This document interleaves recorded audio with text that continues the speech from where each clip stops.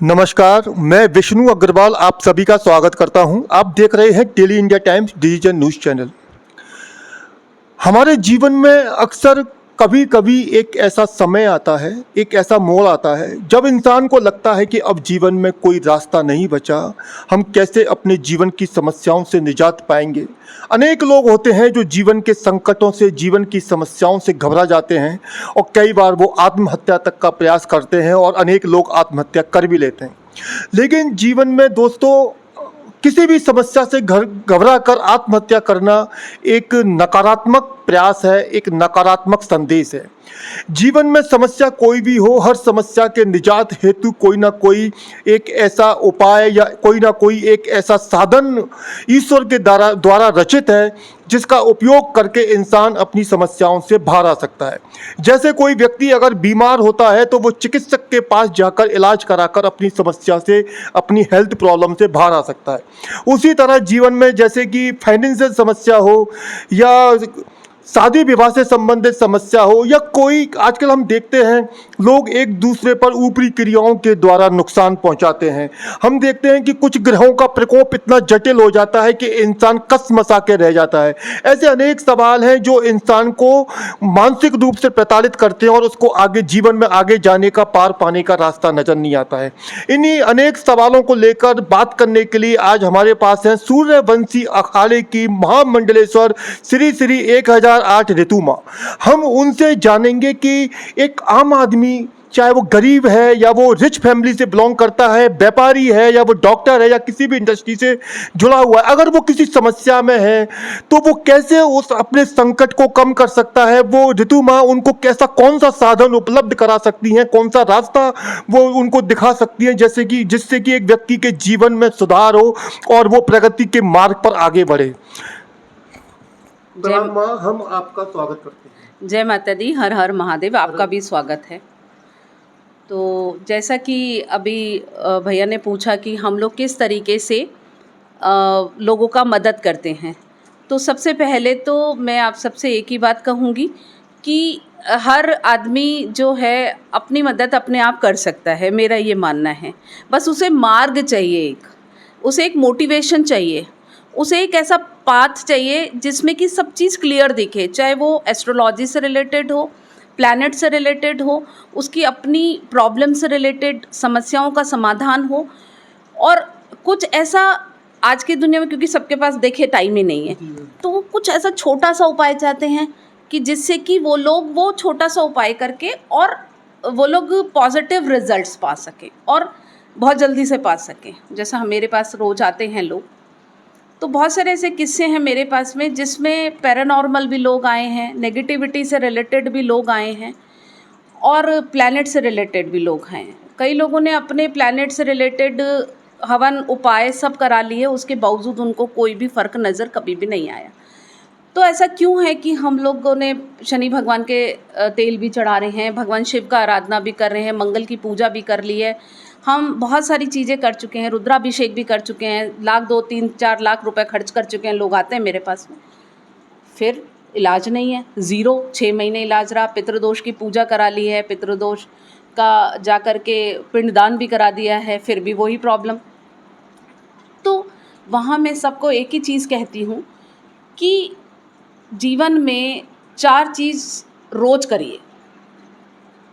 सबसे पहली चीज़, अपने आप से जुड़िए। जब हम अपने आप से जुड़ते हैं तो हमें रास्ते क्लियर नज़र आएंगे, पहली चीज़। दूसरी चीज़ जो है कि जब आप पूजा करते हैं, जो भी आपका इष्ट है, क्योंकि जो ऊर्जा है उसको हम एक रूप देते हैं। भगवान कृष्ण का रूप दे दिया, राधा रानी का रूप दे दिया, भगवान शिव का रूप दे दिया, शिव शक्ति का रूप दे दिया, माँ भगवती का रूप दे दिया। हमने उस ऊर्जा को एक रूप में देख करके मानना चालू कर दिया। अब हम उससे कनेक्ट जब तक नहीं होंगे ना, वो हमारी आवाज़ नहीं सुनेगी। और हम उससे कब कनेक्ट होंगे? जब हम अपने आप से खाली होंगे अंदर से। तो उसके लिए सबसे पहले इनहेल एक्सहेल करिए। और अगर आप हनुमान चालीसा पढ़ते हैं, गायत्री मंत्र पढ़ते हैं, ओम नमः शिवाय बोलते हैं या भगवान कृष्ण का बोलते हैं या राधे राधे बोलते हैं, तो बिल्कुल शांत बैठ जाइए और आंख बंद करिए, सांस लीजिए, छोड़ दीजिए, 5 से 7 बार ऐसा करिए। उसके बाद में आपको महसूस होगा कि आप और वो ऊर्जा, वो शक्ति आपके आसपास है और वो आपसे बात कर रही है। फिर आप अपनी समस्या को रखिए और अपनी समस्या रखिए और उसे समाधान मांगिए, वो आपको समाधान देंगी। ठीक है, वो मंत्र काम करेगा, क्योंकि जैसा आप और हम जानते हैं कि हमारे इस जगह हड्डी नहीं है, ये हमारा 7वां चक्र है जो ओपन है, ये हमारा रिसीविंग पॉइंट है। मैं सभी को यही बोलती हूँ जो मेरे पास बच्चे आते हैं, ये हमारा रिसीविंग पॉइंट है। इससे ये ऊर्जा हमारे अंदर जाती है, पॉजिटिव ऊर्जा जो ब्रह्मांड में है। हम ब्रह्मांड से कनेक्ट होते हैं इस जगह से। तो हमें क्या करना है, इनहेल एक्सेल करके उस ऊर्जा से कनेक्ट होकर के और हमारे को वो मंत्र पढ़ना है। तो हम क्या करेंगे, रिसीविंग करेंगे। अभी ज़्यादातर लोग क्या परेशान हैं, क्या गलत कर रहे हैं कि वो लोग क्या करते हैं, हनुमान चालीसा तो पढ़ रहे हैं पर चलते चलते पढ़ रहे हैं, इधर जा रहे हैं उधर जा रहे हैं, गाड़ी में बैठ के ड्राइविंग करते हुए हनुमान चालीसा का जाप कर रहे हैं। उसके अलावा जो है यहाँ बैठे हैं, गद्दी पे बैठे हैं और दिमाग उनका चल रहा है, यार मेरे ऑफिस में आज ये है, अरे मेरा तो आज EMI है, आज मुझे बिजली का बिल भी चुकाना है, बच्चे की फ़ीस चुकानी है। तो क्या आप मानते हैं कि इतनी सारी उथल पुथल में वो हनुमान जी आपकी बात सुन रहे हैं? नहीं सुन रहे, क्योंकि शोर है अंदर, इतना शोर कि वो हनुमान चालीसा पहुंच ही नहीं रही वहाँ तक। तो इसलिए पहले उस शोर को शांत करिए। जब आप उस शोर को शांत करेंगे तो आपकी हर समस्या का समाधान हो जाएगा। पहली चीज़, जैसे आपने कहा कि नेगेटिविटी, लोग एक दूसरे के ऊपर नेगेटिविटी कर रहे हैं नेगेटिव, मैं मानती हूँ करते हैं आज की तारीख में, पर हम पर जब ही कोई आक्रमण कर पाएगा जबकि हमारे बीच में कोई दरार होगी या हमारे घर का ताला बंद नहीं होगा। तो अपने ऑरा को लॉक करके रखिए, अपने ऑरा को पॉजिटिव और स्ट्रॉन्ग करके रखिए कि चीज़ आए और बाउंस होके चली जाए, चाहे वो प्लेनेट से रिलेटेड हो, चाहे नज़र से रिलेटेड हो, चाहे नेगेटिविटी से रिलेटेड हो। तो उसके लिए सबसे पहली चीज़ है अपने आप के ऊपर विश्वास करना, पॉजिटिव रहना और उस ब्रह्मांड से कनेक्ट होना। अभी आपने एक खास बात बोली कि आपने ऊर्जा की बात बोली। अक्सर जैसे अभी आपने कहा कि हम अपने आप को अंदर से कनेक्ट करें, खुद को हील करें, उसके बाद हम भगवान को याद करें। जैसे अभी आपने कहा कि सांस को फोकस करिए, उसको लेते हैं, जोड़ते हैं, हम उस टाइम पर अपनी ऊर्जा से कनेक्ट हों। मैं ये पढ़ने में, देखने में या सुनने में काफ़ी बेहतर लगता है, क्योंकि ये आधुनिक युग है, अनेक समस्याओं से व्यक्ति जकड़ा रहता है, वो इजी वे में नहीं कर पाता। तो क्या कोई ऐसा साधन है कि वो अपनी अंतर मन से जुड़े उस सांस पर फोकस कर सके? इसका कोई साधन है? बिल्कुल है।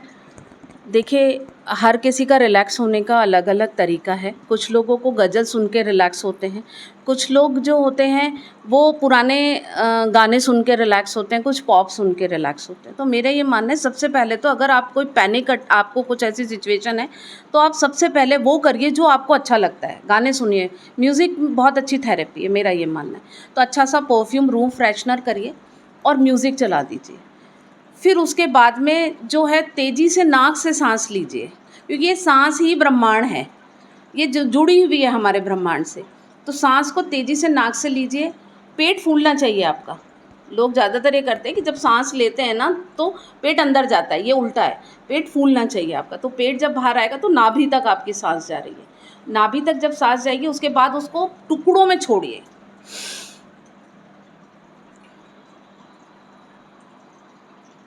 और ये आप कभी भी कर सकते हैं, इसमें नहाने की बहुत कोई ज़रूरत नहीं है। आप कुर्सी पे बैठे हैं, ऑफिस में बैठे हैं, आप स्ट्रेस्ड हैं, एंजाइटी आपको फील हो रही है, आप उसी समय कर लीजिए, आपको बहुत अच्छा यहाँ पे हल्का महसूस होगा। मन का शांत होना, मैं ये नहीं कहती आपका डे 1 से हो जाएगा, महीनों लग जाएंगे, 6 महीने, साल भर, 2 साल हो सकता है, पर हाँ पहले दिन से आपको रिलीफ होगा, पहले सेकंड से आप रिलीफ होगा। आप जब इनहेल एक्सेल करोगे ना, आपको बहुत अच्छा आनंद आएगा, ये पक्की बात है।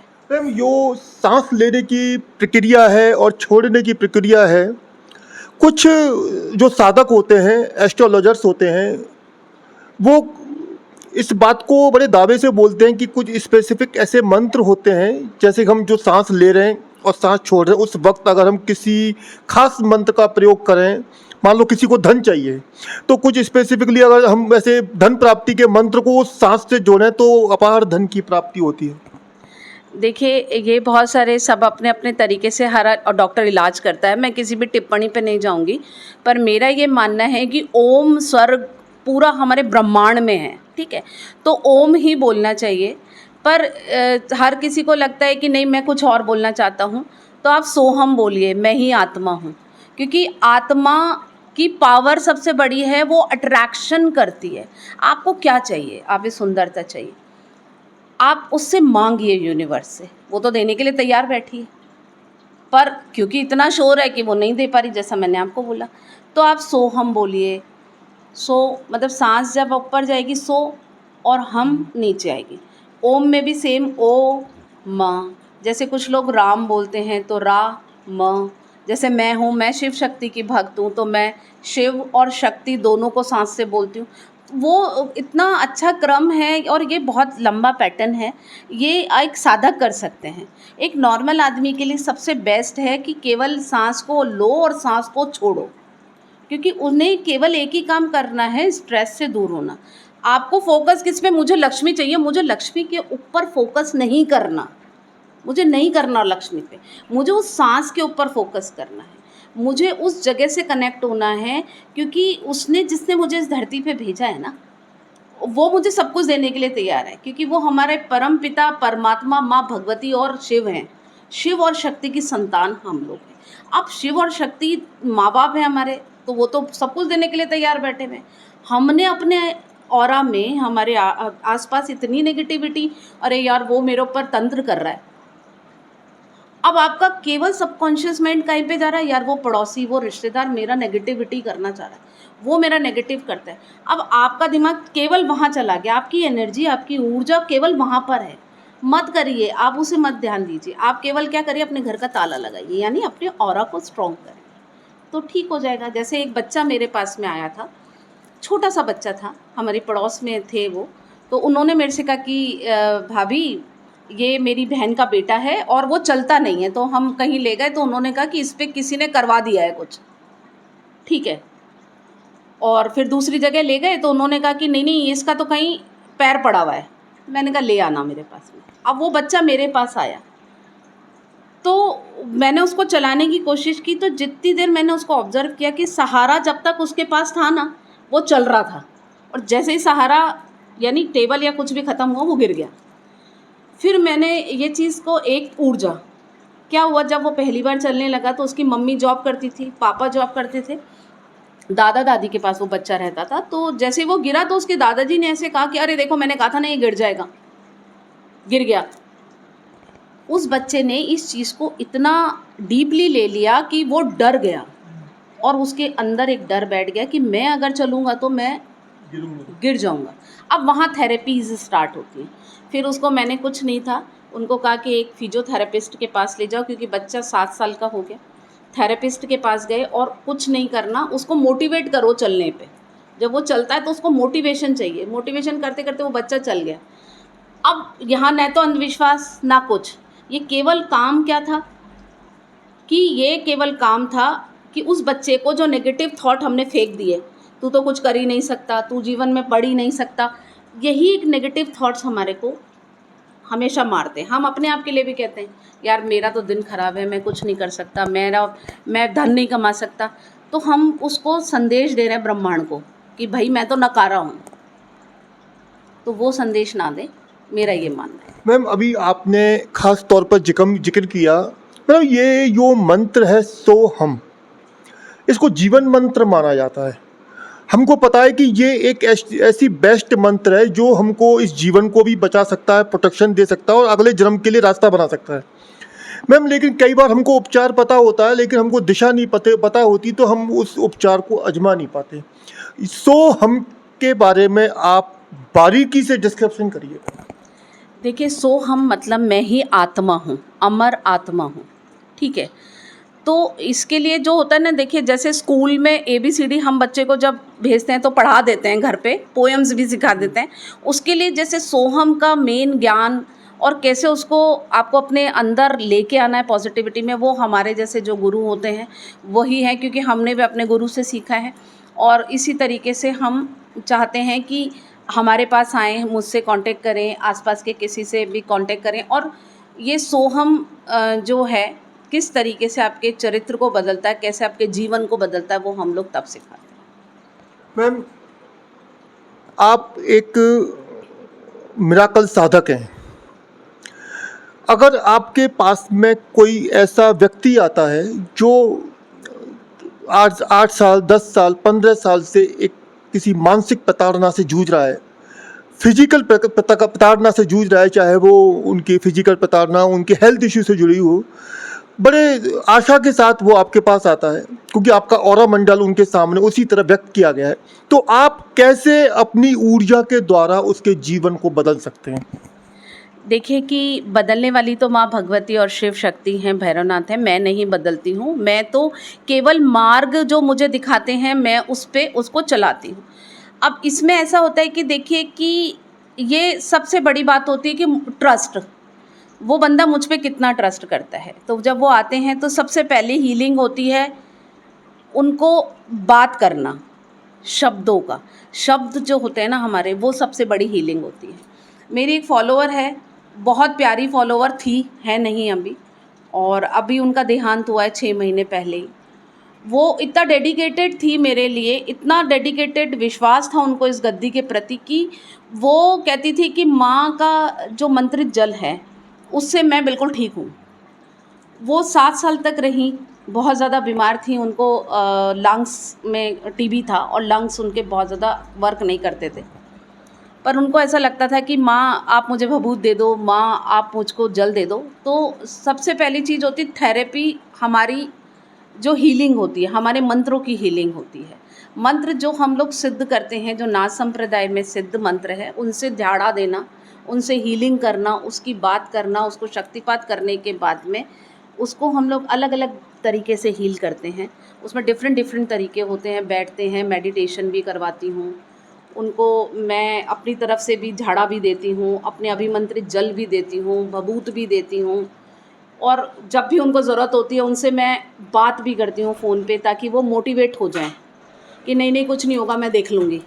एक एक शब्द होता है, जैसे एक छोटा बच्चा होता है ना, जब उसको उसके फादर उछालते हैं तो उसे डर नहीं लगता, उसे पता है कि वो मुझे कैच कर लेंगे। ऐसे ही यहाँ आने वाले जो मेरे बच्चे हैं उनको लगता है कि यार हमारा कुछ नहीं होने वाला, माँ संभाल लेगी, ये होता है। तो उन्होंने 4-5 साल तक जी वो, और जब अभी उनका देहांत होना था तो उनका बेटा ऑस्ट्रेलिया से आया था, तब मैंने उनसे बोल दिया था कि अब मम्मी जो है लंबे समय तक नहीं रहेंगी, तो मेंटली प्रिपेयर रहना।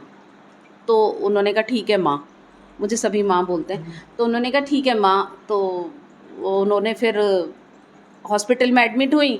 जब मैं उनसे मिलने गई तो कहती है कि माँ ये जो डॉक्टर है ना, ये मेरे दुश्मन हैं, ये चाहते हैं कि मैं मर जाऊँ, तब ये मुझे आपके द्वारा मंत्रित जल है ना वो नहीं दे रहे हैं। तो मैंने कहा हाँ, मैं डॉक्टर को बोल के जाऊँगी कि आपको मंत्रित जल पिलाएं। पर क्योंकि पता था कि डेस्टिनी में मतलब अब मृत्यु देखे पास थी, ये अटल सत्य है, तो उनका जल जो था 10 दिन पहले ही छूट गया उनसे और उनकी डेथ हो गई। तो कहीं ना कहीं जाकर के ये विश्वास हमारे प्रति जो होता है ना, वही उसको डिप्रेशन से निकालता है। कुछ ऐसे केसेस भी आए मेरे पास जो पैरानॉर्मल जो होते हैं उनके अंदर था, वो हाथ काट लेता था अपने, और वो चीज़ उसे ऐसे कहती थी कि तू चल मेरे साथ। उनकी वाइफ जब मेरे पास आई तो उनका सब कुछ बिक चुका था, बहुत जगह उन्होंने पैसे ख़राब करे थे। यहाँ आई तब आने के बाद मैंने उनसे कहा कि नहीं कोई बात नहीं, चिंता करने की कोई ज़रूरत नहीं, सब चीज़ अच्छी होगी। मेडिटेशन करवाया, कुछ हमारे झाड़े होते हैं वो दिए, हवन करा, अनुष्ठान किया, भैरवनाथ के कुछ भोग दिए जो गुरुजी द्वारा हमारे बताए गए हैं। वो सब देने के बाद, पूरी प्रक्रिया पूरे होने के बाद वो बंदा बिल्कुल ठीक है। मैम, अभी आपने कहा कि अगर कोई व्यक्ति आपके पास आ रहा है, पूरे समर्पण के साथ आ रहा है मैम, और वो आपको माँ कह के संबोधित कर रहा है, मतलब उसने आपको समर्पित कर दिया खुद को आपके पास, तो आपके पास में ऐसी कौन सी ऊर्जा है, कौन सी सिद्धि है, कौन से भगवान का ऐसी पावर है जो आपको ये लगता है कि अगर ये व्यक्ति मुझे सौंप रहा है तो अब मेरा फर्ज बनता है कि मैं इनको कैसे बचाऊंगी? तो आप किस सिद्धि के द्वारा, किस प्रक्रिया के द्वारा आप उनको प्रोटेक्ट करते हैं? देखिए कि जो है, मैं नाथ संप्रदाय से दीक्षित हूँ, तो गोरक्षनाथ संप्रदाय, तो नाज में तो आदेश आदेश बोलते हैं, हमारे सारे काम हो जाते हैं। ठीक है, फिर भी माँ भगवती और भैरवनाथ माँ का मेरे पर बहुत बहुत असीम कृपा है, और गुरु जी की हमारे बहुत कृपा है मुझ पे, आशीर्वाद है गुरु जी का मुझ पे। और जिस कुल की मैं जन्म लिया है वो तांत्रिकों का ही कुल था, तो डीएनए में भी है मेरे। और मैं यही कहूँगी कि वो मुझे समर्पित करते हैं अपने आप को, और मैं इसे समर्पित कर देती हूँ कि भैया तू देख लेना, तेरी हाथ में मेरी लाज है।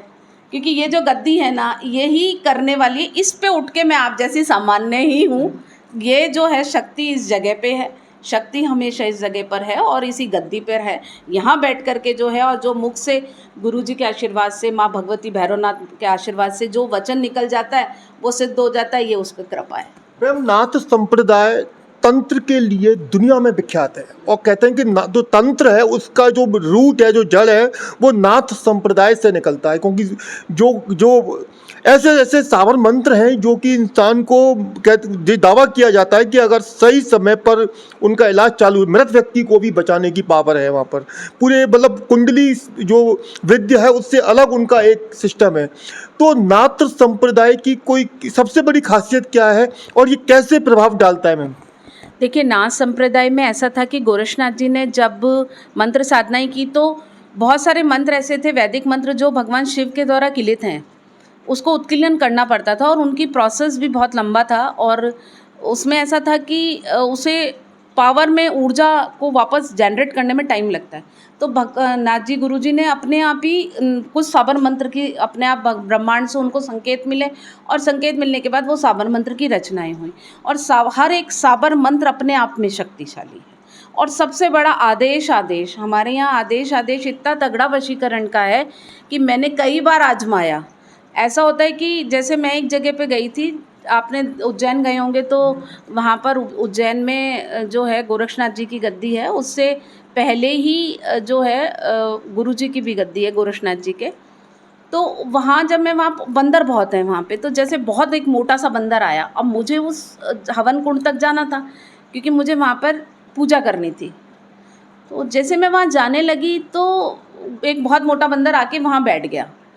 वो जाए नहीं, मैं थोड़ी देर तक खड़ी रही। फिर मेरे पास में कुछ नहीं था, मैंने बोला आदेश, मेरे पास अगरबत्तियाँ थी, मैंने यूँ घुमा के बोला आदेश। वो स्टैचू हो गया, और जब तक मैंने हवन किया, जब तक मैं बैठी रही, तब तक वो स्टैचू रहा। फिर उसके बाद जब मैं वापस आने लगी तो मेरी बिटिया मेरे साथ ही थी। भरतरी गुफा की ये बात है, तो उन्होंने, मेरी बिटिया ने कहा कि मम्मी आप इसको ना, जो मतलब स्टैचू है, इसको आप ओवर तो करो। तो फिर मैंने वापस आदेश करके मैंने नाथ जी भगवान से प्रार्थना की और माफ़ी भी मांगी, क्योंकि ये एक ऐसी चीज़ थी कि मुझे मतलब चाहिए थी, और मैं गई वहाँ पे। तो अपने आप में नाथ संप्रदाय के जितने भी मंत्र हैं वो बहुत ही ज़्यादा पावरफुल मंत्र हैं, क्योंकि वो उसमें सब में शिव की शक्ति है। मैम, जैसे अब आपने कहा कि शिव की शक्ति है और शिव पूरे सृष्टि के मेन आधार हैं। मैम, शिव जी का मंत्र है ओम नमः शिवाय। ऐसा माना जाता है कि ओम नमः शिवाय एक इंसान एक बार जपे या 1 करोड़ बार जपे, क्योंकि भगवान शिव ने उसको कीलित कर रखा है। वो तो मैम, आफ्टर क्योंकि कीलित कर रखा है, तो क्या एक नॉर्मल व्यक्ति पर डे 10,000, 20,000, 25,000 ओम नमः शिवाय जपता है, तो क्या वो उसके लिए वर्क नहीं करेगा? नहीं, ऐसा नहीं है। आप भगवान, कोई भी मंत्र है, आप उससे पहले भगवान से प्रार्थना करिए कि मैं आपका ये मंत्र का, मेरा ये नाम है, मेरा ये माता का नाम है। माता का नाम इसलिए क्योंकि उनसे हमारी नाभि जुड़ी होती है ना, ओढ़नाल जुड़ी होती है। पिता का नाम नहीं, माता का नाम। तो आप कोई भी मंत्र करते हैं तो माता का नाम लें और बोलें कि ये मैं जाप कर रहा हूँ और मुझे इसका आप पॉजिटिव रिजल्ट्स दीजिए, या मुझे जो भी चाहिए वो मुझे दीजिए। परमपिता परमेश्वर है, उन्होंने इसलिए उत्कीलन किए हुए हैं ताकि कोई दुरुपयोग ना हो, ठीक है। तो वो आपके लिए वर्क करेंगे। अब एक कहानी सुनाती हूँ इसी के लिए, जो बहुत अच्छी कहानी है। एक बार एक लेडी होती है, तो वो उठते बैठते खाना बनाते हुए सब जगह टाइम पे वो ओम नमः शिवाय, ओम नमः शिवाय, ओम नमः शिवाय का जाप करती थी। तो उनने क्या करा कि ओम नमः शिवाय जब वो चैंटिंग करती थी, तो करते बहुत साल हो गए। एक दिन वो बच्चा क्या हुआ, उसका गिर गया, और वो गिर गया तो उसको खून ही खून हो गए उसके। उसने उसको उठाया और भागती चली गई। उनने भगवान से कहा कि प्रभु, मैं तो सारा दिन ओम नमः शिवाय का जाप करती हूँ और मेरे ही बच्चे के साथ ऐसा हुआ। तब उन्होंने कहा कि मैं तो तेरे साथ ही था, तभी तो तू इतनी ज़्यादा दूर तक दौड़ पाई, और दौड़ करके और तूने वो इलाज करवा लिया। तो फिर उसको दिमाग में आया कि हाँ ये बात तो सत्य है, क्योंकि मैं तो इतनी दूर तक कैसे जा पाती, कोई एक शक्ति थी जो मुझे ले गई और मेरे बच्चे को बचाया उसने। तो ये सारी चीज़ें देखिए कि विश्वास की हैं। मैंने आपको यही कहा कि कुछ लोग राधा रानी को, कुछ लोग कृष्ण को, कुछ लोग शिव को, हम शिव भक्त हैं। तो हम तो ये कहते हैं कि जहाँ शिव है वहीं शक्ति है, तो शक्ति और शिव के बिना हम अधूरे हैं। तो वो एक ऐसी पावर है जो हमारे को सब कुछ देती है। मैंने मेरे जीवन में बहुत सारे ऐसे चमत्कार देखे हैं जो कि जब मैं इस लाइन में नहीं थी, मैं गद्दी पे भी नहीं बैठी थी, तब भी मैंने चमत्कार देखा। मेरी खुद की जो सिस्टर लॉ हैं, नंद हैं, उनके बेटा हुआ, और उनके जब बेटा हुआ तो 11 बजे बेटा होने के बाद उसकी मतलब सांस नहीं आई, वो रोया नहीं। तो डॉक्टर ने कहा कि बहुत कोशिश की, उसको मारा पीटा, बट नहीं रोया। तो हमने कहा अच्छे से अच्छा डॉक्टर बुलाओ। ये जयपुर की कहाँ बात है, ग्लोबल हार्ट हॉस्पिटल में डिलीवरी हुई थी उनकी। तो उन्होंने कहा कि है ना, बहुत कोशिश की, रात को 11 बजे से 2 बजे तक उन्होंने कोशिश की। लास्ट में उन्होंने कहा कि आप इसको ले जाओ, ये अब नहीं है। तो मैंने, क्योंकि संजीव और मैं ही इस चीज़ को देख रहे थे और फादर इन लॉ नहीं है मेरे, तो मुझे लगा कि कहीं ना कहीं जाकर के मेरे पे ही ये चीज़ आएगी। उस दिन अष्टमी थी और मैं हवन करके ही गई थी उनको डिलीवरी को लेने के लिए। तो मैंने माँ भगवती से बाहर एक ही प्रार्थना की कि माँ को गाली पहले पड़ती है, बेटी को बाद में पड़ती है, तो तू देख लेना, मैं नहीं जानती कुछ भी, पर ये बच्चा जीवित हो गया तो मैं तेरे नंगे पैर आऊँगी। मैंने ये प्रार्थना की। हम केवल प्रार्थना ही कर सकते हैं, बट हमारी प्रार्थना वहाँ तक पहुँचनी चाहिए, कितने दिल से करते हैं हम। मैंने ये प्रार्थना की, उसके बाद मैं अंदर गई तो उन्होंने कहा आप ले जाओ, ये तो अब नहीं है। मैंने उस बच्चे का उठा करके केवल हाथ बोला कि बोल जय माता दी। 20 लोग वहाँ पे खड़े हुए थे, डॉक्टर, नर्स, स्टाफ, सब कोई। वो बच्चा इतनी तेज चीख के रोया कि सब मेरी शक्ल या उस बच्चे की शक्ल देख रहे थे। ये जीवन का मेरे सबसे बड़ा चमत्कार जो मेरी माँ भगवती ने मुझे दिखाया। और बहुत तेज़ रोया। फिर डॉक्टर ने कहा कि ये तो मेंटली थोड़ा सा वीक रहेगा, क्योंकि ऑक्सीजन नहीं गई 4 घंटे। तो मैंने कहा जिसको भगवती ने जन्म दिया है ना दोबारा, उसको कुछ नहीं होगा, फिर भी आप मेडिकली जो भी आप कराना चाहते कराइए। आज वो बच्चा रांची इंजीनियरिंग कॉलेज में पढ़ रहा है। तो ये इससे बड़ा चमत्कार मेरे जीवन में नहीं होना था। फिर उसके बाद मैंने जॉब छोड़ दिया। मैंने कहा नहीं, ये भगवती देगी मुझे रोटी खाने को, जो भी है। मैं किसी और उद्देश्य से आई हूँ, और इस तरीके के कई लोग हैं जिनको मेरी ज़रूरत है, और मेरा मेन उद्देश्य पैसा नहीं है, कुछ नहीं है। मैं यही चाहती हूँ कि लोग मेरे पास आएँ, जुड़े मुझसे, मैं उनकी समस्याओं का समाधान कर पाऊँ। जैसे कुछ बच्चे मेरे पास आते हैं जो बहुत डिप्रेशन में होते हैं, एजुकेशन से रिलेटेड उनको प्रॉब्लम होती है, फ़ियर होता है, डर होता है कि हम नहीं कर पाएंगे। जैसे एक बच्चा था, इंजीनियरिंग कर रहा था, डरता था वो। तो मैंने उसको बोला कि बेटा कुछ नहीं है, किसको मानते हो? बोले वाहे गुरु को मानता हूँ। तो मैंने कहा ठीक है, वाहे, जब भी तुमको एंजाइटी हो, नाक से सांस तेज़ी से लो, मुँह से छोड़ो, वाहे गुरु बोलो और उस पर छोड़ दो। जिस चीज़ को शिद्दत से चाहो पूरी कायनात उसे मिलाती है। मैंने उसको यही बोला, तो बोला हाँ माँ ठीक है, सही बात है। वो बच्चा आज बॉम्बे इंजीनियरिंग कॉलेज में पढ़ रहा है। मैंने आपको एक ही बात पहले कही थी कि रास्ता क्लियर दिखाने वाला है, वो धुंध को हटाने वाले हैं हम। करना सब कुछ आप ही को है, मैं केवल आपको मार्ग दिखाऊंगी। मैं आपके रास्ते की कंकर हटाने में आपकी मदद करूंगी। चलना आप ही को है। आप कितनी डेडिकेशन से चलते हो, कितने विश्वास से चलते हो, कितनी आस्था से चलते हो, उसी प्रकार से आपको रिजल्ट्स मिले। महादेव और माता पार्वती को शिव शक्ति हैं, पूरी दुनिया उनके एक प्रक्रिया से चलती है। जो मंत्र है और जो तंत्र है, मंत्र के भी जो गॉड हैं वो शिव शक्ति हैं, और तंत्र के भी गॉड शिव शक्ति हैं। तो एक आपको की ऋतु माँ है, महामंडलेश्वर हैं, तो मंत्र और शक्ति में किसका प्रभाव जल्दी इफेक्टिव होता है? क्योंकि आजकल की भागी भागम भाग हमारी दुनिया में लोगों को एलोपैथिक ट्रीटमेंट चाहिए। मंत्र क्योंकि खुद करना पड़ता है, और तंत्र जो है तो होता है वो एक साधक के इफेक्ट से, जैसे कि सर्जरी डॉक्टर करता है उस तरह से। तो इस दौर में तंत्र की भूमिका क्या है और मंत्र की भूमिका क्या है, और कौन सा जल्दी इफेक्टिव होता है? देखिए, जैसे आप डॉक्टर के पास जाते हैं ना, तो वो पेन किलर, ठीक है, एंटीबायोटिक सब कुछ देता है आपको, और इंजेक्शन की ज़रूरत होती है तो इंजेक्शन भी देता है, ड्रिप की ज़रूरत होती है तो ड्रिप भी चढ़ाता है एडमिट करके, है ना। वही हम हैं। कैसी बीमारी आप मेरे पास लेकर आते हैं, मैं वैसा ही इलाज बताऊंगी। उसमें तंत्र भी काम करेगा, मंत्र भी काम करेगा और मेरे द्वारा की गई हीलिंग भी काम करेगी। यानी इंजेक्शन किस पावर का देना है मुझे, वो मैं बताऊंगी। वो जब आदमी आता है तब है। अब एक आया मेरे पास कि मेरे साथ तो बहुत ही समस्या है और मैं तो या तो इधर मर जाऊंगा या फिर अब आप बताओ मुझे क्या करना है। आया मेरे पास एक आदमी, मेरे पे तो 3 करोड़ रुपए का कर्जा है। उसने मेरे से बोला चल ठीक है। मैंने कहा सौंप दे भगवती को अपने। मैं कहूँगी ना कुआं तो कुएं में कूद जाना। बोले हाँ माँ कूद जाऊँगा। अब जब आदमी परेशान होता है ना तो बोल देता है वो। दूसरा हमारी शर्त होती है कि जब आप मेरे पास आ रहे हो ना तो किसी और के पास नहीं जाओगे, क्योंकि एनर्जीज क्लैश होती है। फिर आप कहते हो कि इलाज नहीं हुआ, तो फिर एक बार मुझ पे 1 साल विश्वास करके देख लो। आपको लगता है 1 साल में मैंने आपका कार्य कर दिया, भगवती ने कार्य कर दिया, तो आपकी फिर मर्जी है। आया वो, जैसा जैसा मैंने किया वैसा वैसा उसने किया। उसके बाद उसको रिजल्ट्स भी मिले, उसके करोड़ों रुपए का कर्जा भी चुका और उसने जो काम कर रहा था उसमें उसको बरकत भी हुई। कहाँ गड़बड़ होती है? अब पितरों में गड़बड़ है, कुल देवी देवता में गड़बड़ है, या आपके ऑरा में गड़बड़ है, या आप पे किसी ने तंत्र किया हुआ है। वो सब चीज़ें हमें उस समय पता लगती है कि वो बीमारी कितनी जटिल है या कितनी आसान है। उस हिसाब से हम उसका ट्रीटमेंट करते हैं।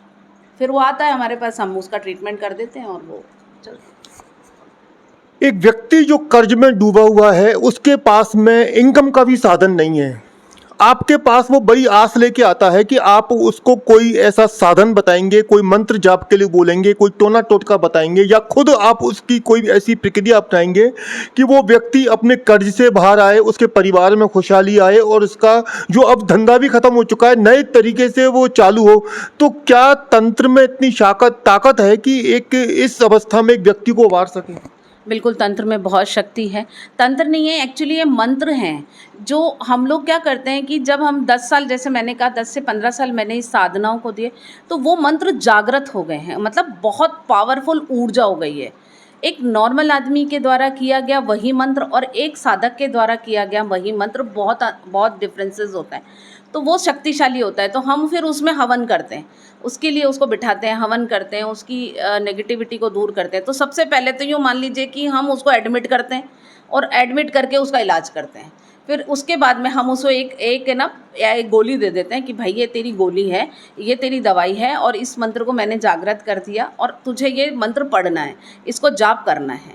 जो भी उसका लगता है कि ये प्लेनेट थोड़ा ऊंचा नीचा है, जो इसकी लाइफ में थोड़ा सा प्रॉब्लम कर रहा है जल्दी से, तो उससे रिलेटेड रेमेडीज़ उसको बता दी जाती है और वो रेमेडीज़ जैसे जैसे वो करता है वो ठीक होता चला जाता है।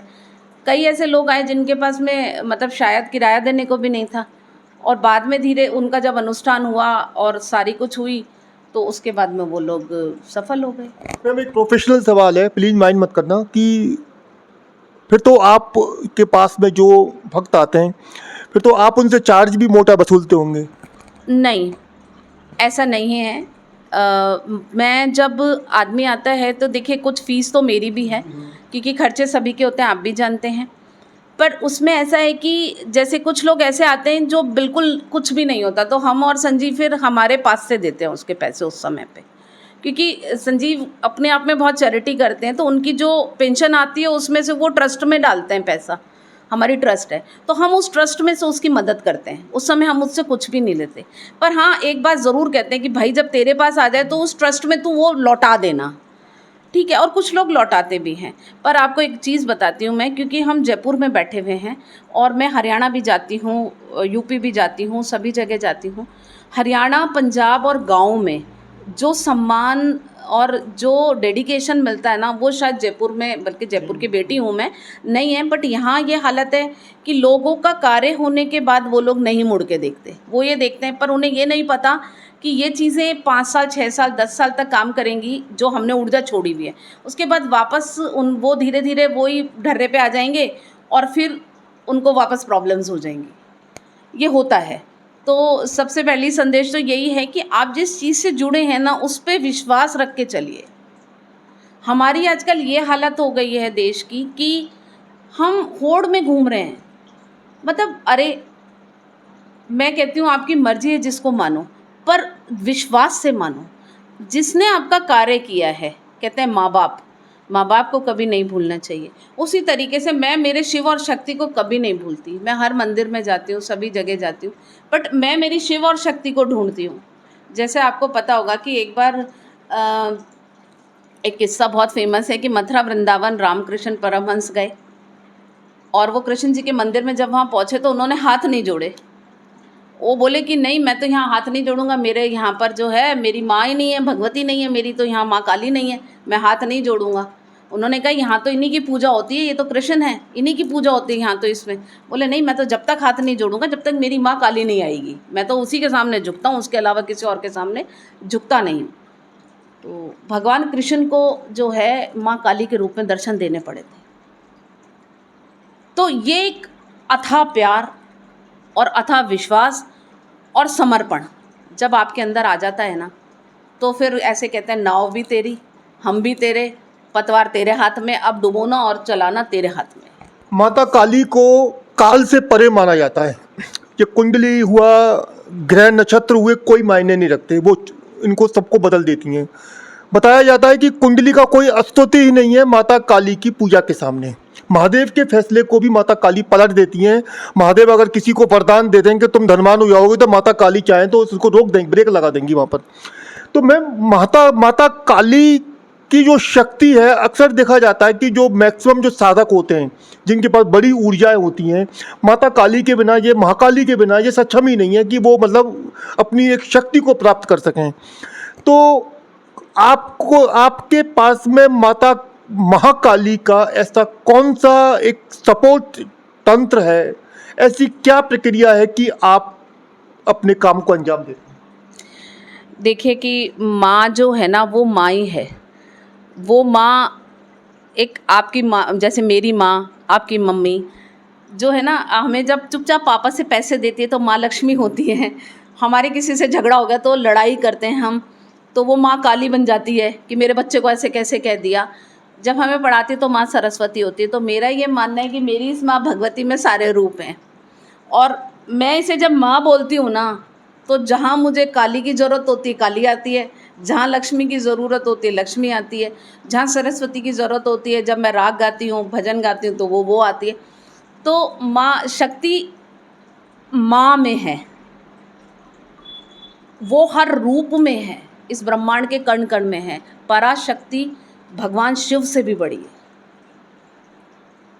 भगवान को भी उसको शांत करने के लिए लेटना पड़ा था और उनकी छाती पे उन्होंने पैर रखा था। मैं बीच में रोक रहा हूँ, माइंड मत करना।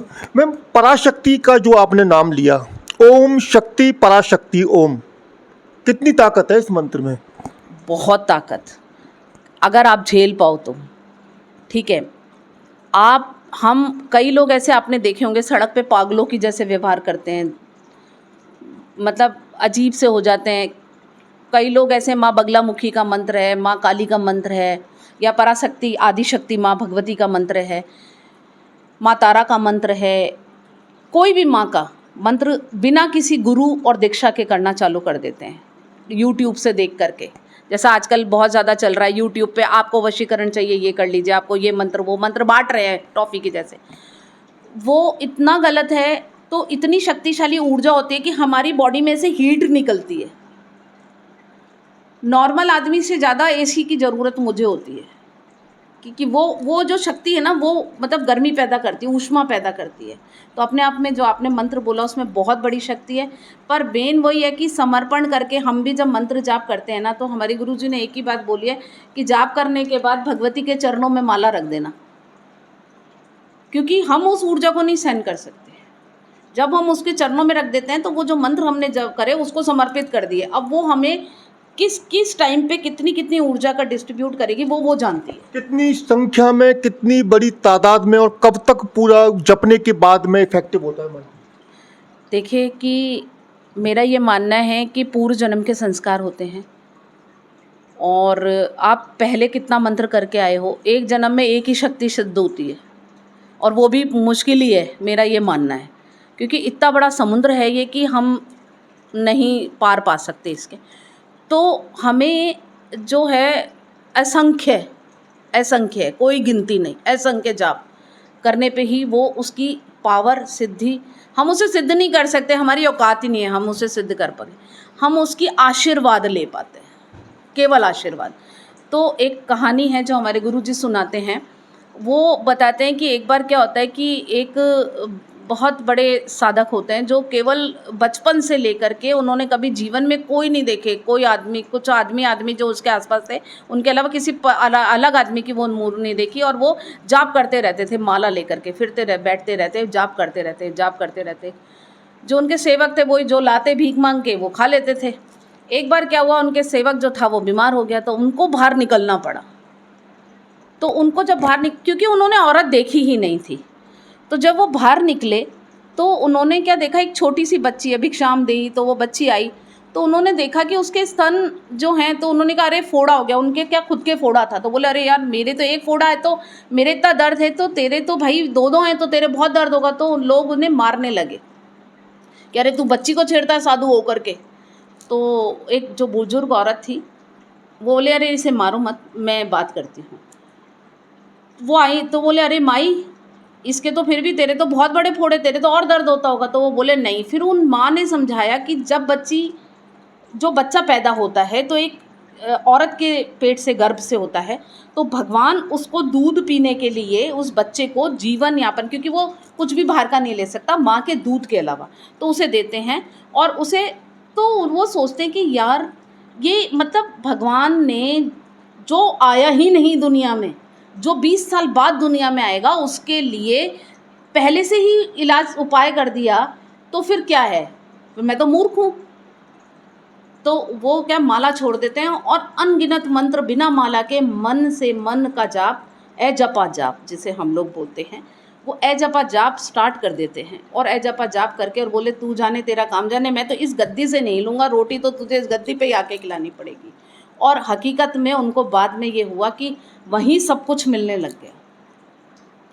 तो यही मैं कह रही हूँ कि कोई काउंटिंग नहीं होती, 1.25 लाख, 7.25 लाख, 8.25 लाख, 12 लाख, 15 लाख लोगों की जीवन निकल जाते हैं।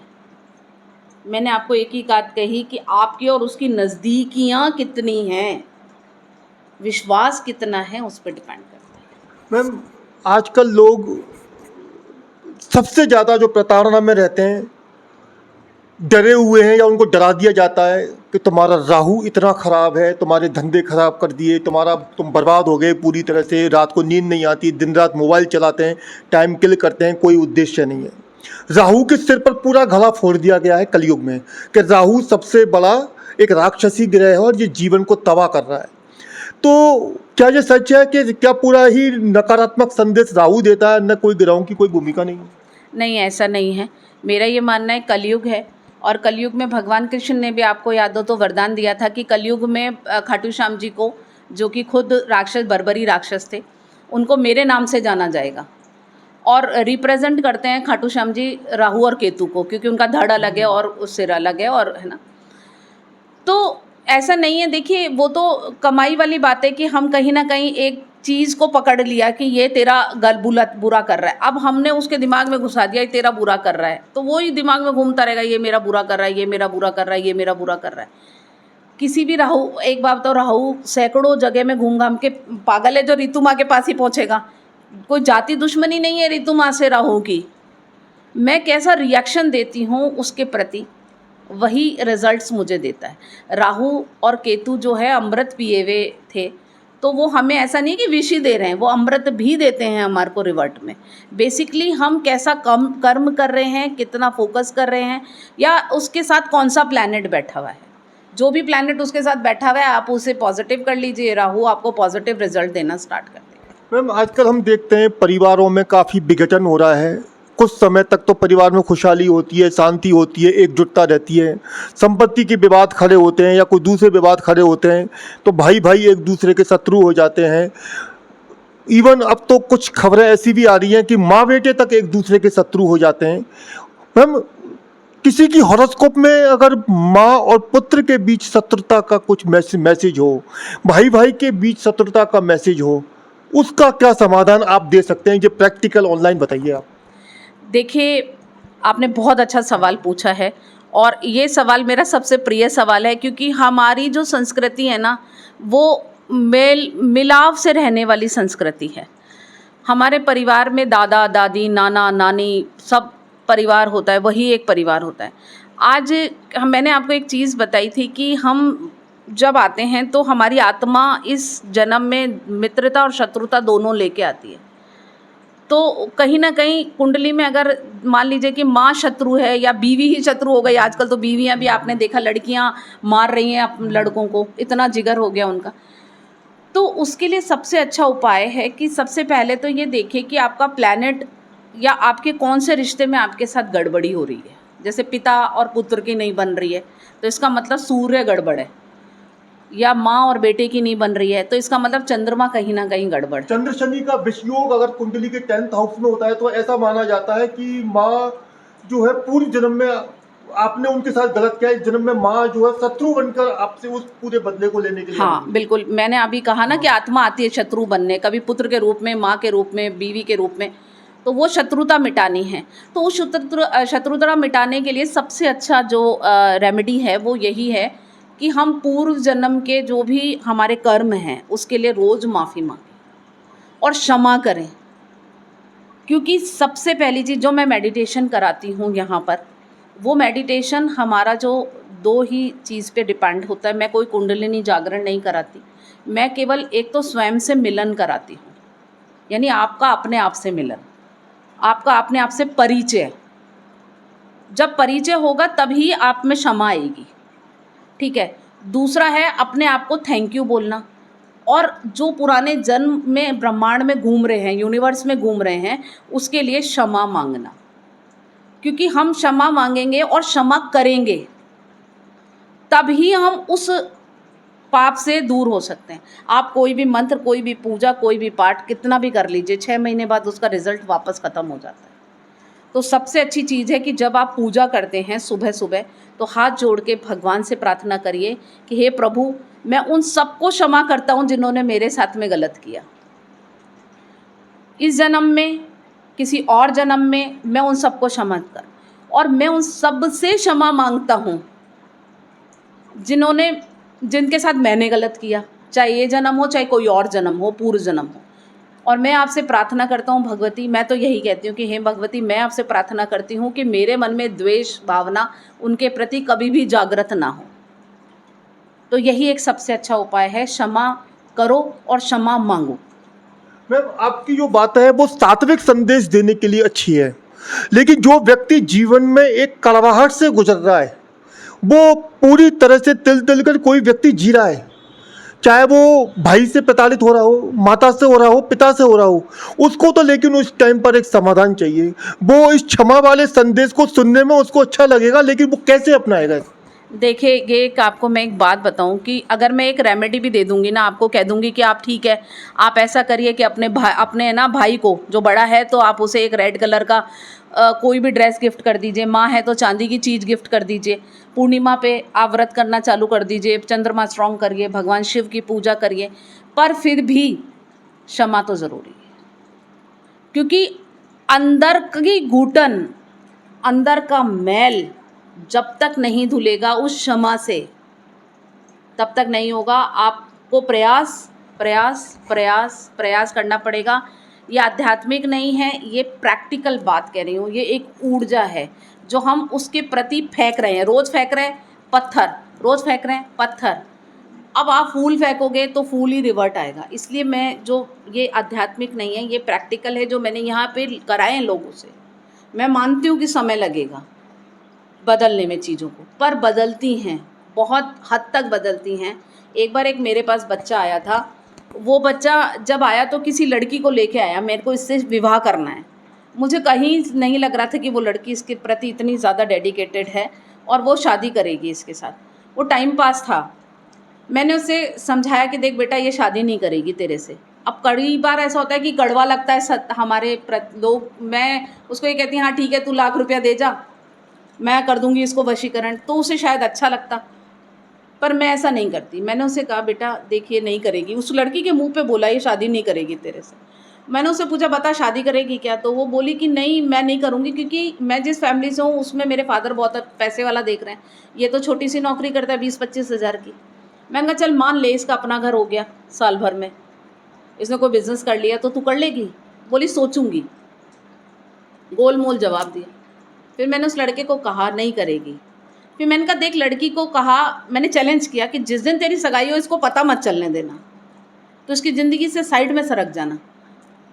पर किसी तरीके से उस लड़के को पता चल गया। रात को 11 बजे उस लड़के का मेरे पास कॉल आया, बोले कि माँ मैं आपसे मिलना चाहता हूँ। मैंने कहा आजा, क्योंकि मुझे समझ आ गया था कि उसकी बोली से, उसकी ऊर्जा से, उसकी बात करने की कि कुछ तो गड़बड़ है। 11 बजे रात को मैंने उसे बुलाया, ऑफिस खोला, ऑफिस में बुलाया उसको, तो वो बोला कि माँ, बहुत रोया बैठ करके, बहुत देर तक रोता रहा। बोले मैं तो सुसाइड करने जा रहा था, फिर मैंने सोचा माँ से बात कर लेता हूँ, कुछ रास्ता निकल जाए, तो आप मेरी कर दो उसको, आप कहोगे जितना पैसा ला दूँगा। तो मैंने कहा चल कोई बात नहीं, आज तो नक्षत्र अच्छा नहीं है, कल अपन बात करेंगे इसके बारे में। तो आज एक काम करना, तो मुझे माँ बोलता है तो कि तू जाना आज अपनी मम्मी के गले लगना, और मम्मी के गले लग करके और आज सो जाना रात को, क्योंकि कल तो तुझे जो करना है तू करेगा ही करेगा। तो बोला ठीक है। वो घर गया, घर जा कर के और उसने अपनी माँ को गले लगाया और बोला मम्मी आज मैं साथ ही सोऊंगा। उसकी मम्मी पूरी रात उसका हाथ पकड़ के सोती रही। 2-3 बजे तक उस लड़के का मेरे पास कोई कॉल नहीं आया, तो डर तो मुझे भी अंदर से लग ही रहा था कि क्या हुआ। फिर 3 बजे उसका फ़ोन आया मेरे पास में, बोले माँ मिलना चाहता हूँ। मैंने कहा आजा। आया और खुश था बहुत। बोले कोई फ़र्क नहीं पड़ता कि वो लड़की चली गई, आज मैं पापा के साथ में बिज़नेस के लिए प्लान करके आया हूँ कि पापा के साथ में मैं कोई एक बिज़नेस स्टार्ट करूँगा। मैंने कहा चल बहुत अच्छी बात है। तो और है ना, कल रात को मम्मी पूरी रात नहीं सोई, मेरा हाथ पकड़ के सोती रही। मैंने कहा क्यों सोती रही? क्योंकि पहला प्यार है तू उनका। जब तू आया नहीं था ना जीवन में, उस दिन भी उसने तेरे को प्यार किया था। जब उसको पहली बार पता चला था ना कि तू गर्भ में है, जब उसने तेरे को जन्म दिया था, तो उसकी कितनी हड्डियाँ टूटी होंगी। उस 9 महीने में उसकी सबसे ज़्यादा हड्डियाँ टूटती हैं, और वो जीवन भर उन हड्डियों को, टूटी हुई हड्डियों को वो रिकवर नहीं कर पाती माँ। ठीक है, फिर भी वो तेरे लिए जगती भी है, उठती है, सोती है। तू दूर कहीं बैठ जा कर के, तो कहीं ना कहीं वो तेरे से प्यार करती है। तो मेरा ये मानना है कि देखिए, माँ और बाप प्रत्यक्ष सूर्य और चंद्रमा हैं।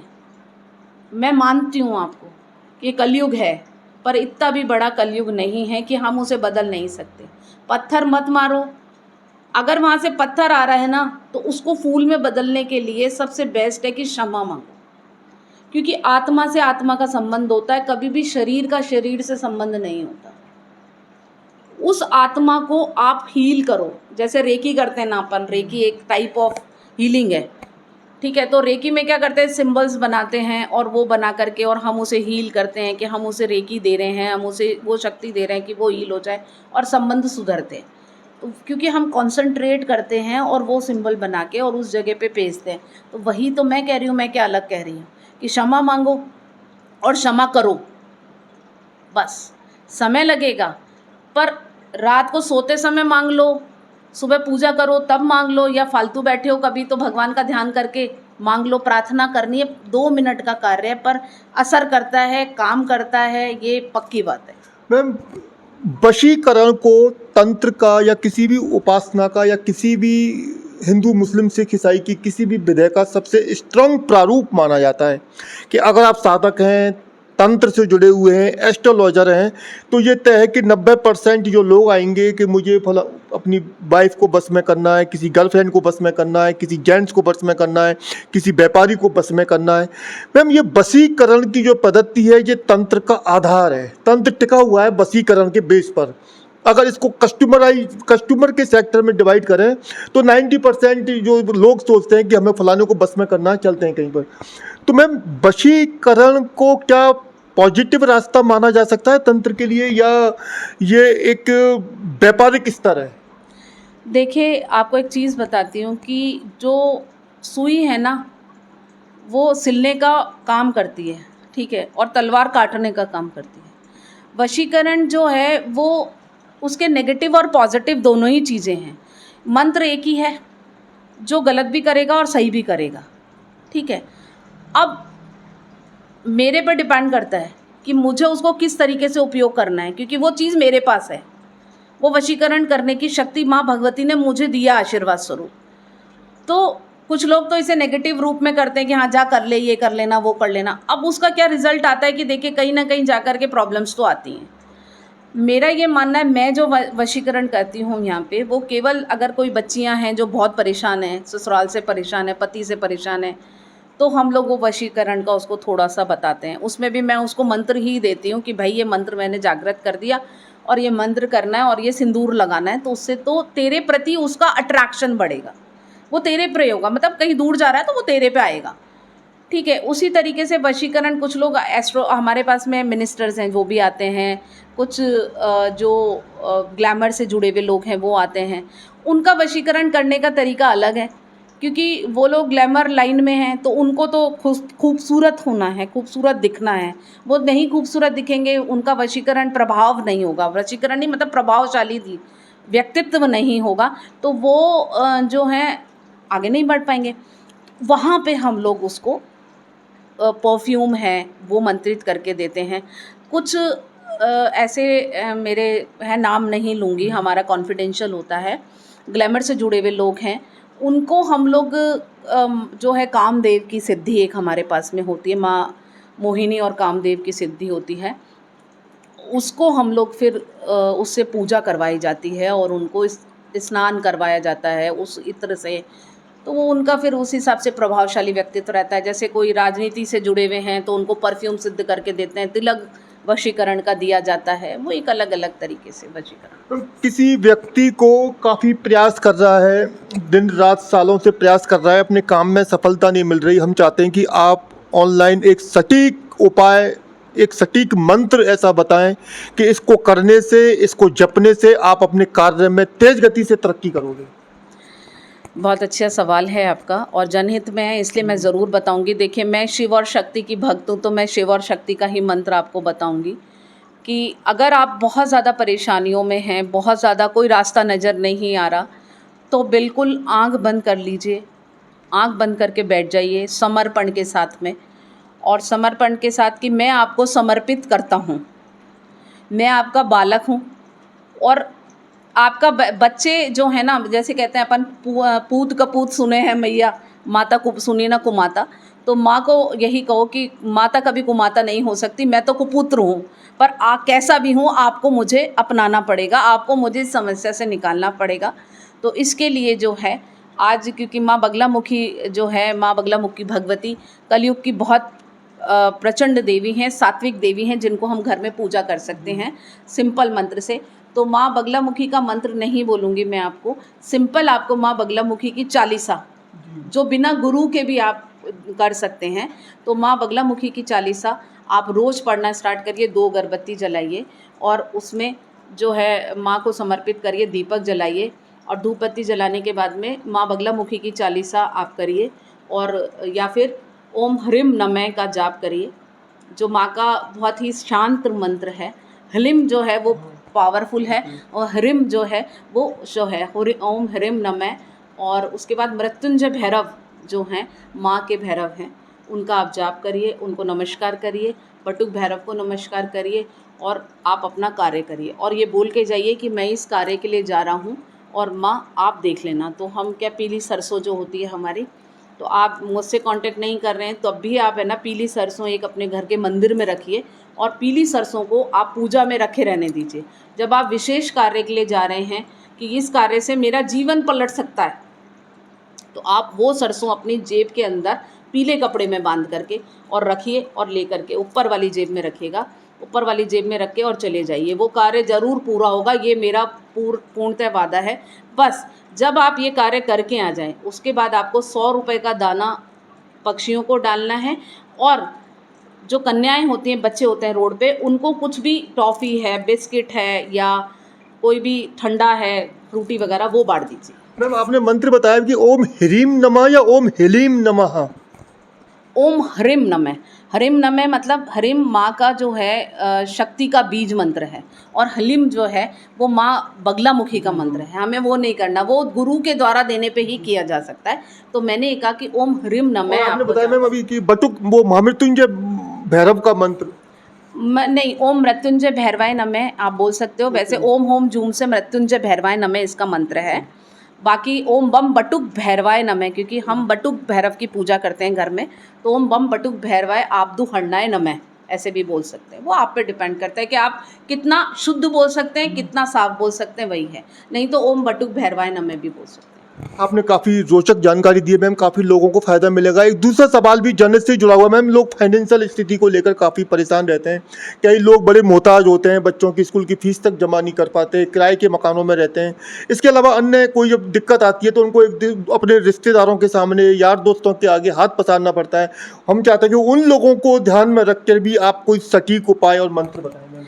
देखिए, सबसे पहले तो मैं अभी सबको एक ही बात कहूँगी कि हमारे जीवन में हमको छोटे छोटे उपाय ज़रूर करने चाहिए। पहला उपाय जो आपके घर के पितृदोष को शांत करता है। पहला उपाय ये है कि आपको 2 रोटी गाय की बनानी है, घी लगाना है, उसमें गुड़ रखना है और गाय को देना है। जब आप रोज़ जाते समय, अपने कार्य पे जाते समय, ये नहीं कि रखी है 2 दिन 3 दिन बाद देना है, नहीं, उसी समय देनी है। उसी समय आप ठंडी हो जाए रोटी, उसके बाद में आप गाय को खिलाइए अपने हाथ से। वो आपका पितृदोष कैसा भी हो उसे शांत करेगा, ठीक है। उसके बाद में जो है आपको अपनी जो इनकम होती है उसमें से कुछ एक पार्ट निकाल के और पक्षियों को दान करना चाहिए, जैसे पक्षियों को डाल दिया दाना। उसके अलावा अपने पितरों को ना भूलो, अपने कुल देवी देवता को ना भूलो। अभी सबसे बड़ी गलती लोग अपने कुल देवी देवता को, मेरे पास लोग आते हैं बोलते हैं हमें तो कुल देवी पता ही नहीं है हमारी कौन है। अब आपको अपने घर का ताला ही नहीं पता, आपके घर की जो कुल की रक्षक है उसी का नहीं पता, तो फिर नेचुरली बात है कि जब परेशानी होएगी तो आप किसको आह्वान करोगे, किसको याद करोगे। ये सबसे बड़ी परेशानी है। तो हमें कुल देवी को, हमारी को रोज़ नमस्कार करना चाहिए। अगर आपको नहीं पता कि आपकी कुल देवी कौन है तो आप रोज़ भगवान माँ दुर्गा के सामने हाथ जोड़ के प्रार्थना करो कि हे माँ, रास्ता दिखाओ, आप हमारे कुल में किस रूप में आप हमारा कुल आपको पूजता था, वो आपको रास्ता दिखाएंगे। मैम आपने अभी पितरों की बात करी, तो जैसे मानिए कि किसी परिवार में 4 भाई बहन हैं या 3 भाई बहन हैं या 2 भाई बहन हैं, तो अक्सर देखा जाता है कि अगर 3 भाई बहन हैं और वो 2 भाई तो काफ़ी दिन रात तरक्की कर रहे हैं और वो मंजिलें पा रहे हैं, जबकि ना वो कोई पूजा पाठ करते हैं, ना पितरों से संबंधित 1 रुपये का दान करते हैं। और एक तरफ एक कोई दूसरा व्यक्ति होता है, दूसरा भाई होता है, वो दिन रात भगवान की पूजा भी करता है, पितरों के निमित्त भी करता है। हालांकि वो पितरों के निमित्त नहीं करता, मान लो वो जीवों को खाना खिलाता है या कुछ भी करता है, उसके बावजूद वो घनघोर संकट में होता है। ऐसा क्यों है? क्योंकि देखिए, कर्म की बात है कि हम कर्म से जुड़े हुए हैं।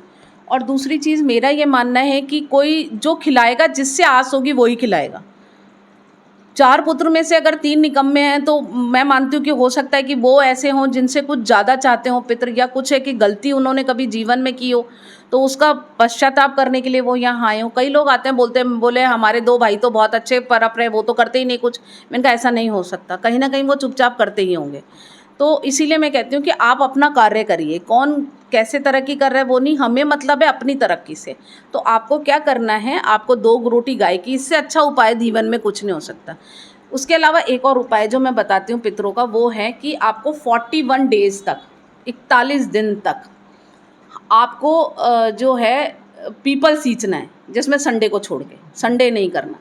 उसमें बहुत परीक्षाएं आती हैं। उसमें आपको एक स्टील का लोटा लेना है, 2 पताशे डालने हैं, कच्चा दूध डालना है, मीठी लस्सी जैसा बना करके, और पीपल को सुबह सुबह चढ़ाना है 8 बजे से पहले पहले।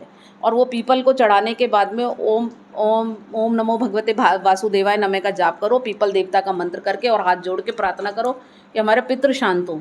ये मतलब ये मान के लीजिए कि जैसे अपन गया जी करवाते हैं ना, उस जैसा है। पर 41 दिन कंप्लीट होने चाहिए। उसमें बहुत अड़चन आती है, लोग मुझे फ़ोन करके बताते हैं कि माँ ये हो गया वो हो गया। मैंने कहा नहीं, करो, आप कुछ भी हो चाहे से करना ज़रूरी है। और आपके घर के बड़े बुजुर्ग को ही करना होता है। जैसे बड़ा बेटा है वो कर ले, पिता नहीं कर सकते तो बेटा कर ले, बड़ा बेटा नहीं कर सकता छोटा कर ले, पर वो मेल ही करेगा, मेल फिगर ही करेगा। 2 रोटी दीजिए, ये करिए। उसके अलावा देखिए, जैसा आप कह रहे हैं, कई गलतियाँ हम भी करते हैं। जैसे अमावस्या, पूर्णिमा, एकादशी, मंगल, शनि, ये कुछ ऐसे दिन होते हैं जो पावरफुल मंथ होते हैं। उस दिन लोग नॉनवेज खा लेते हैं, तामसिक भोजन कर लेते हैं, शराब पी लेते हैं। तो ये भी गलत है ना, इसकी वजह से भी पितृ नाराज़ हो जाते हैं। घर में चप्पलें आपने देखी होंगी कि अंदर तक जा रही हैं, वो भी एक नेगेटिविटी का कारण है। क्योंकि हम बाहर से मिट्टी लेके जा रहे हैं, वो मिट्टी घर के अंदर तक जा रही है, उसमें जानवर भी मरा है, इंसान भी मरा है, वही नेगेटिविटी हम घर तक ले जा रहे हैं। तो बहुत सारी चीज़ें हमारे फेलियर ये नहीं कहेंगे अपन कि पितृ ही हमारे को कर रहे हैं, 3 भाइयों को नहीं कर रहे, अच्छा कर रहे 3 भाइयों के लिए, एक के लिए नहीं कर रहे, दुश्मनी तो नहीं है, परिवार एक ही है। पर हो सकता है कि कुछ वास्तु दोष हो, वहाँ पे जाने के बाद देखा जाता है कि आप जहाँ रह रहे हो वहाँ कुछ वास्तु दोष हो, जिस कमरे में आप रह रहे हो सकता है वास्तु दोष हो, ठीक है, या फिर आपका खुद का साथ में ऐसी कोई चीज़ हो जिसकी वजह से हो रहा हो नेगेटिव। बहुत सारी चीज़ें होती हैं, वहाँ जाके निराकरण होता है। बस हाँ, बस यही है कि आपको रोज़ एक मंत्र का जाप करो, और एक बहुत सिंपल मंत्र है जो मैं आप सभी को लोगों को ऑरा लॉक करने का दूंगी, कि जो हमारा बहुत सिंपल मंत्र बड़े बूढ़ों ने ही मुझे दिया हुआ है, सदा भवानी दायिनी गौरी पुत्र गणेश, 5 देव रक्षा करें ब्रह्मा विष्णु महेश। यानी आप प्रार्थना करिए कि प्रभु आप 5 देव मेरी रक्षा करेंगे, मेरे परिवार की रक्षा करें, और ऐसा जोड़ें हाथ और आप ऐसे तेज़ी से करिए, फूंक मारिए और अपना पूरा ऑरा लॉक कर लीजिए। ये आपका ऑरा लॉक हो गया 24 घंटे के लिए, यानी अभी 12 बजे क्या, अगले 12 बजे तक आपका ऑरा लॉक रहेगा। फिर दूसरे दिन कर लीजिए। ये ऑरा लॉक का बहुत अच्छा मंत्र है, यानी ताला लगा लिया आपने, 5 देवों को रक्षक बिट बना दिया आपने। मैम, आप जिस वर्क में हैं, आप एक साधक हैं, महिला हैं, आपने अपनी लाइफ में ये डिसीजन लिया तो चुनौतियां तो डेफिनेटली आई होंगी, लाइफ में चुनौतियां काफ़ी आई होंगी।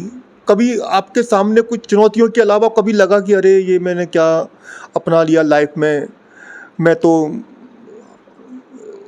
एक्ट्रेस बन सकती थी या मॉडल बन सकती थी या किसी बिजनेस को भी मैं क्रिएट कर सकते थे, मेरे अंदर योग्यता थी, मैं तो कहाँ ये ज्योतिष विद्या में या एस्ट्रोलॉजी।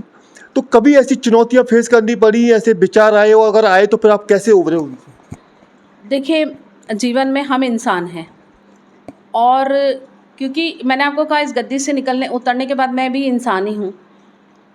जब मैं इस लाइन में आई तो चुनौतियाँ तो बहुत आईं, परीक्षाएं माने बहुत ली। कुछ बार ऐसा भी हुआ कि कुछ भी नहीं है मेरे पास, ऐसा मुझे महसूस भी हुआ, पर बाद में उसने संभाला भी, मुझे बहुत संभाला।